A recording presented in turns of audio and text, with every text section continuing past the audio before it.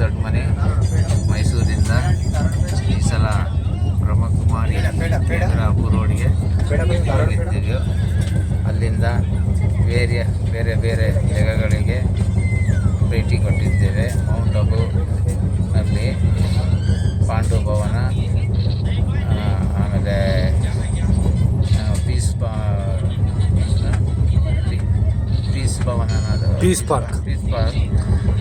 Park ಮತ್ತು ದಿಲ್ವಾರ temple, Mahavir Jain temple, ಇದಕ್ಕೆಲ್ಲ ಅಲ್ಲಿಂದ ಹೋಗಿ ಒಳ್ಳೆಯ ಪ್ರೋಗ್ರಾಮನ್ನು ಮಾಡಿಕೊಟ್ರು ನಮಗೆ. ನಾವು ಅದನ್ನೆಲ್ಲ ಚೆನ್ನಾಗಿ ನೋಡ್ಕೊಂಬರೋದಕ್ಕೆ ಭಾಳ ಅನುಕೂಲ ಆಯಿತು.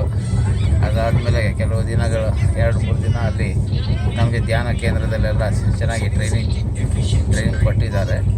ಆ ಟ್ರೈನಿಂಗನ್ನು ಆದಷ್ಟು ನಾವು ನಮ್ಮ ಲೈಫಲ್ಲಿ ಅಳವಡಿಸ್ಕೋಬೇಕು ಅಂತ ಇದ್ದೀವಿ.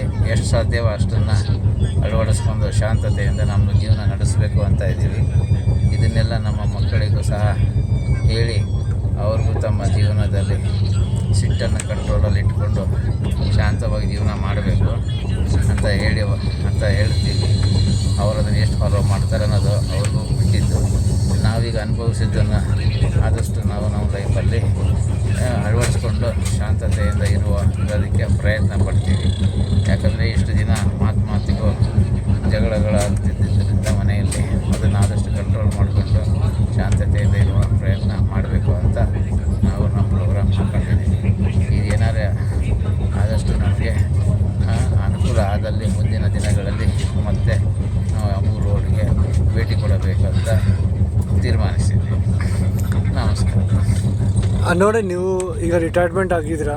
ರಿಟೈರ್ಡ್ ಆಗಿ ಈಗ ನೀವು ರಾಜಯೋಗ ಮೆಡಿಟೇಷನ್ಗಿಂದ ನಿಮ್ಮದು ಹೊಸ ಎಕ್ಸ್ಪೀರಿಯನ್ಸ್, ನಿಮ್ಮದು ಇಂಟರ್ನಲ್ ಏನು ಆಸೆಗಳು ಇದೆ ಅಥವಾ ಒಂದು ಹಾಬಿ ಇದೆ, ಈಗ ನಿಮ್ಮದು ರಿಟೈರ್ಮೆಂಟ್ ಟೈಮಲ್ಲಿ ಯಾವುದು ಹೊಸ ಇನ್ನಿಂಗ್ಸ್ ನೀವು ಶುರು ಮಾಡೋಕ್ಕೆ ಇಷ್ಟಪಡ್ತಾಯಿದ್ದೀರಾ?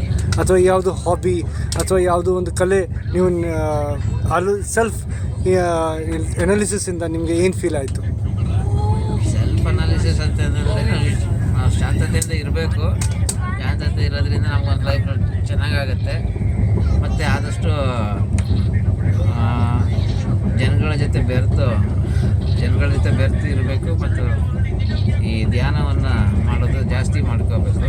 ಧ್ಯಾನವನ್ನು ಮಾಡೋದ್ರಿಂದ ನಮಗೆ ಹೆಲ್ತ್ಗೆ ಉಪಯೋಗ ಆಗುತ್ತೆ ಮತ್ತು ನಮ್ಮ ಡೈಲಿ ನಡೆಯುವ ಆ್ಯಕ್ಟಿವಿಟಿಗಳಿಗೂ ಭಾಳ ಉಪಯೋಗ ಆಗುತ್ತೆ.